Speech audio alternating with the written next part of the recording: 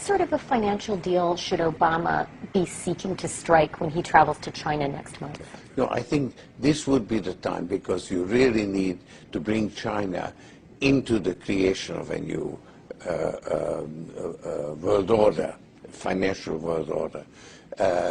They are kind of reluctant members of the IMF. They play along, but they don't make much of a contribution because it's not their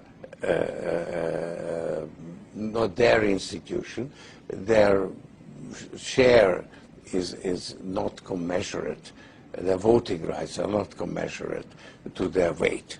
So I think you need a new world order that China has to be part of the process of creating it, and they have to buy in. They have to own it the same way as, let's say, the United States owns the Washington Consensus, the current order. And I think this would be a more stable one where you would have a coordinated policies. I think the makings of it are already there, because the G20, in agreeing to peer reviews, effectively is moving in that direction. Given this continued weakness in the U.S. economy, are people right to start to be concerned about the dollar? Well, they are, of course, and the dollar is a very weak currency except for all the others. So there is a general sort of lack of confidence in currencies, and a move away from currencies into real assets. The Chinese are continuing to run a big trade surplus, and they're still accumulating assets, and basically the renminbi is permanently undervalued because it's tied to the dollar. There is a diversification from assets that normally held by central banks into other assets, especially in the area of commodities. So there is a push in gold, there's a strength in oil, and that is in a way a flight from currencies.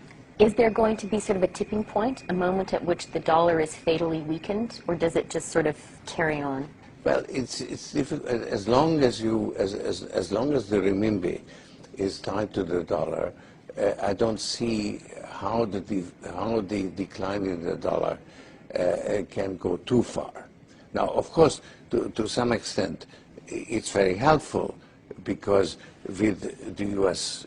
consumers saving more and spending less, exports can be a way for the U.S. economy to be balanced.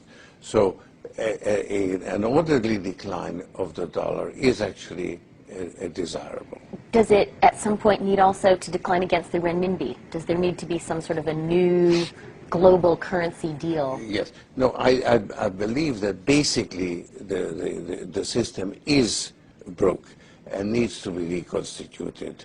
We cannot afford to have the kind of chronic and mounting imbalances in international finance. So you need a new currency system, and actually the special drawing rights do give you the makings of a system. And I think it's ill-considered on the part of the United States to resist the wider use of special drawing rights. They could be very, very useful now when you have a global shortfall of demand. You could actually internationally create currency through special drawing rights. And this is, we've done it. We issued $250 billion. And that's a very, very useful step. Except the rich countries don't actually need the additional reserves. So all they can do is put it in the shop window and say we've got that much extra, but they can't actually use it.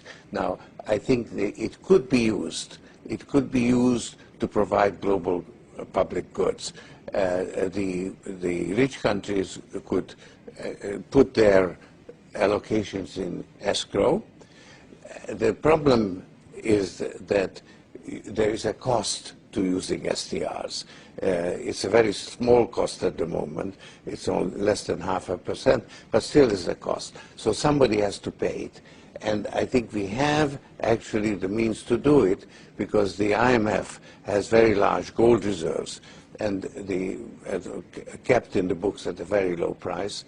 And it has been decided to use those gold reserves to the benefit of the least developed countries. So the IMF could actually pick up the cost of paying for the special drawing rights. Using its gold reserves. And in fact it's being done. It hasn't gotten any publicity. But I understand that in Istanbul a deal was signed where I think the UK and France actually transferred $2 billion of their SDRs, or $2 billion worth, or 2 billion SDR worth, or to the least developed countries, and the IMF picks up the cost. So it's a road that's already been used, and it could be used on a larger scale. And what about the American concern that aiding and abetting this move away from the dollar as the world's reserve currency ultimately means a weakening of the U.S. economy? It is not necessarily in our interest to have the dollar as the sole world currency, because as the world economy grows, it needs additional currency. And if the dollar is that additional currency, it means that the U.S. has to have a chronic current account deficit, and that is not appropriate.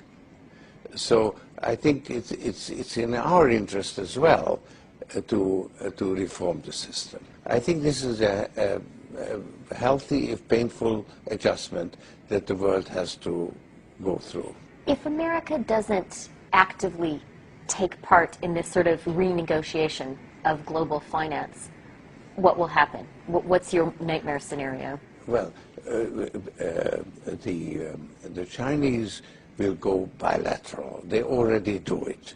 They already have a clearing arrangement with Argentina, and I think they're working on one with Brazil, and you will find that there will be more and more bilateral arrangements. So the dollar will remain the main international currency, but its use will decline. So I think that a world of bilateral relations is less desirable than a continuation of a multilateral system.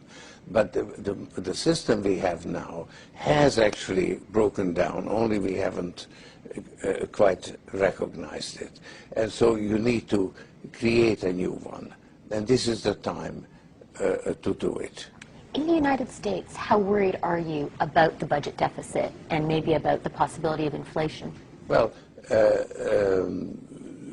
certainly a decline in the value of the dollar is necessary in order to compensate for the fact that the U.S. economy will remain rather weak, will be a drag on the global economy.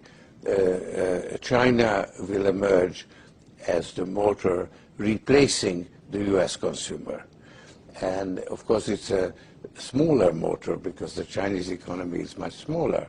So the world economy will have less of a motor. So it will move forward slower than it has in the last 25 years. But China will be the engine driving it forward, and the U.S. will be actually a drag that's being pulled along through a gradual decline in the value of the dollar. So there would be a slow decline in the value of the dollar, a managed decline. And that would be the adjustment that it needs to be accomplished. Now, it could actually get out of hand. And certainly the fear of inflation will precede inflation itself.